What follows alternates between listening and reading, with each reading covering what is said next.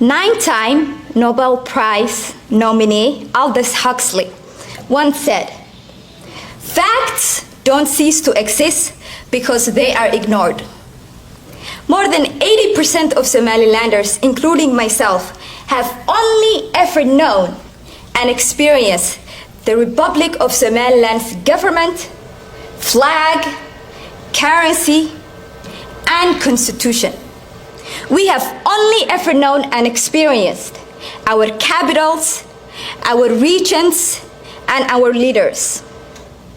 Yet, the world has been telling us that we are part of Somalia, a country that vast majority of us have never known.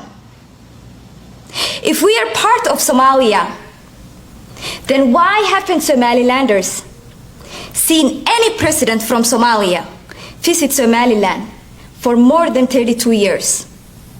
If our capital, Hargeisa, is part of Somalia, then why wouldn't the Somalia president visit his country's second biggest city? If we really were part of Somalia, then why has Somaliland held national elections that Somalia had no part in? And if we were really part of Somalia, why do Somalilanders, millions of us, come out every 18 May for 32 years to celebrate the restoration of Somaliland's sovereignty? The fact is, Somaliland is a country by every definition, other than the world admitting this truth. What's more, under no reasonable definition other than a short period that ended 32 years ago, is Somaliland part of Somalia. That the international community wants to pretend the emperor is clothed doesn't mean these facts cease to exist. The fact is, Somaliland is not a secessionist state. The fact is, Somaliland, we received our country's independence from Great Britain in 1960 and was recognized by more than 30 countries. The fact is, in 2005, the African Union fact-finding mission told the world that the union between Somaliland and Somalia was unratified. The fact is, in 1991, we reinstated our sovereignty. We're asking the world to respect and to deal with us factually, legally, and most importantly, as an equal partner.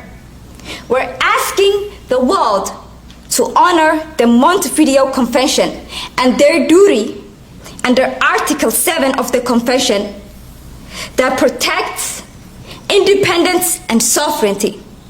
We're asking the world to respect the mandate under the Genocide Convention, as no protected group like the nation of Somaliland should be asked to negotiate with the perpetrators of a genocide.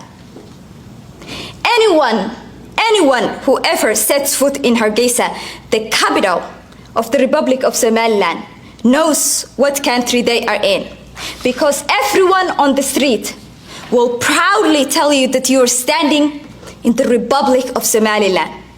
There is no city in the world more patriotic than Hargeisa. So what is the world doing when they tell us, despite our democratic vote, our flag, our currency, our institutions, and most importantly, our will, we must instead bow down to the remnants of a country whose last democratically elected government was taken out over half a century ago?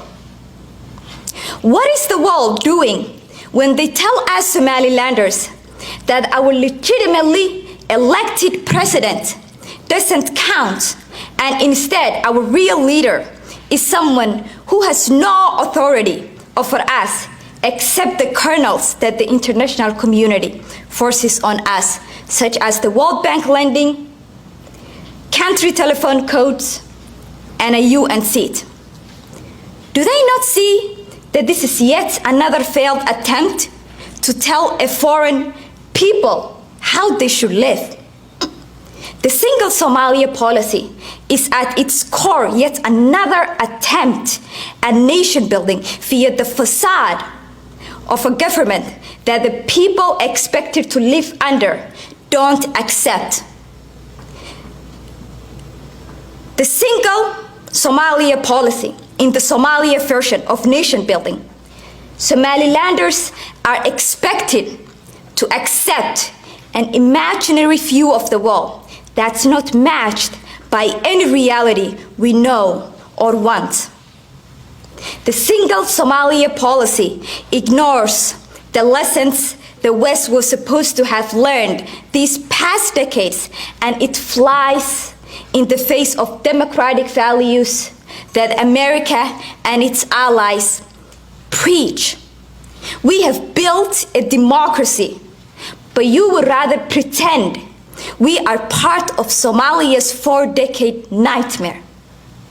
The billions of dollars America has spent on Somalia can be added to its more famous nation-building failures. That is the reality. The single Somalia policy is so backwards that almost it's impossible for a reasonable person to believe that it exists. Yet, I talk to you today. I talk to you today because I believe that there are reasonable people out there who care about truth and justice. People who don't want to keep running the same failed play over and expecting different results. Somaliland said no to destruction. We cleared the mines laid to destroy us. We built a democracy that represents the will of our people. Despite all the challenges Somaliland faced, our democracy scored higher than any country in the Horn of Africa in 2022, according to Freedom House Index score. Somaliland has risen the way countries are supposed to be created, from the organic decision of people to come together and form a government. We're not asking you to nation build. We are asking you not to nation build. Stop telling 5 million of us that our democratic society is wrong and that you know what's good for us. We ask nothing of the international community other than to recognize the indisputable facts on the ground. Somaliland is a country, and the whole world will be better off when we stop pretending otherwise. Thank you, everyone.